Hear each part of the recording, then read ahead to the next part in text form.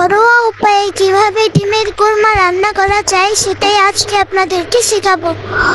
তো চলুন শুরু করা যাক। প্রথমে ডিমগুলো হাঁড়িতে নিয়ে নেব, এরপর পানি দেব, আদা, রসুন, জিরা যা যা লাগে সব কিছুই ভালোভাবে বেটে নেব।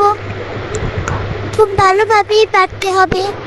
সাথে আমি কিছু পেঁয়াজও বেটে নিয়েছিলাম যাতে রান্নার সময় ঝোলটা ঘন হয়, এর জন্যই। এরপর ডিমটা ভালোভাবে খোসা ছাড়িয়ে নেব। ভালোভাবে খোসা ছাড়াতে হবে, নয়তো নষ্ট হয়ে যেতে পারে রান্নার সময় তরকারিটা। এর জন্য সাবধানে ভালোভাবে এক এক করে সবগুলো ডিম ভালোভাবে ছাড়িয়ে নিলাম। দেখুন কিভাবে আমরা ডিমের খোসাগুলো ছাড়িয়ে সুন্দরভাবে প্লেটে নিয়ে নিলাম।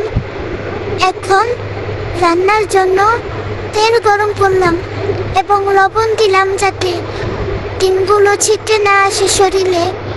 এরপর একে একে ডিমগুলো সব দিয়ে দিলাম তেলে। ভালোভাবে ভাজতে হবে। আপনারা দেখতে থাকুন কিভাবে ডিমগুলো ভাজি। বেশি ভাজা দরকার নেই, কম ভাজলেও চলবে। শুধু সাবধানে ভাজতে হবে যাতে ভেঙে না যায়। আপনারাও এভাবে ডিমগুলো ভেজে নেবেন। আমাদের ডিমগুলো প্রায় ভাজা হয়ে গেছে। এখন কুচি করা পেঁয়াজগুলো তেলের মধ্যে দিয়ে ভালোভাবে ফোড়ন দিয়ে নাড়াচাড়া করে নিন। অনেকক্ষণ নাড়াচাড়া করতে হবে যেন পেঁয়াজগুলো গোল্ডেন ব্রাউন কালার হয়ে যায়। ভালোভাবে ভাজলে তরকারিটাও অনেক সুস্বাদু হবে। আমাদের ডিমের কোরমাটা যাতে ভালো হয় তার জন্য আমরা আদা রসুনের পেস্ট যেটা ছিল সেটাই দিয়ে দিলাম এবং ভালোভাবে নাড়ছি। দেখুন কিভাবে আমরা রান্না করছি। সব কিছু ভাজা ভাজা যখন হয়ে যাবে ঠিক তখনই আমাদের কড়াইতে পানি দিতে হবে।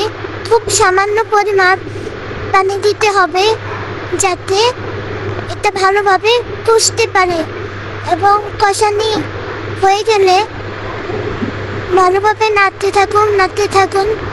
এখন দিয়ে দেব শুকনো উপকরণ, দারচিনি, এলাচ। এরপর দেব গুঁড়ো মরিচ। এরপর দেব আমরা পাঁচফোড়ন, লবণ। স্বাদ মতো লবণ দিবেন, বেশি দিয়েন না। এরপর সব কিছু নাড়তে নাড়তে বাদাম বাটা দিতে হবে। এরপর বাদাম বাটাটা দিয়ে সব কিছু অনেকক্ষণ ভালোভাবে কষিয়ে নিতে হবে, নয়তো রান্নাটা মজা হবে না। যখন উপরে তেল ভেসে উঠবে তখনই বুঝতে হবে কষানো শেষ। এরপর একে একে ডিম ভাজাগুলো দিয়ে দেব আমাদের কষানো মশলাতে। ডিমগুলো দেওয়ার পর আবারও আমাদের ভালোভাবে নাড়াচাড়া করতেই হবে। তারপর আমরা দিয়ে দেব দুধ।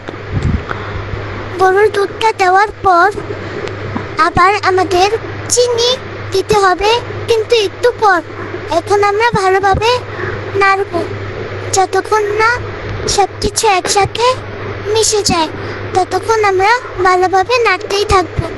তো দেখুন বন্ধুরা আমরা কিভাবে এই সহজ রান্নাটা করি। এখন আমরা চিনি দিয়ে দেব। এই সময় আমরা চিনি দিয়ে দেব, আপনারাও চিনি দিয়ে দিন। আর দিয়ে দেব কিছু কাঁচা মরিচ।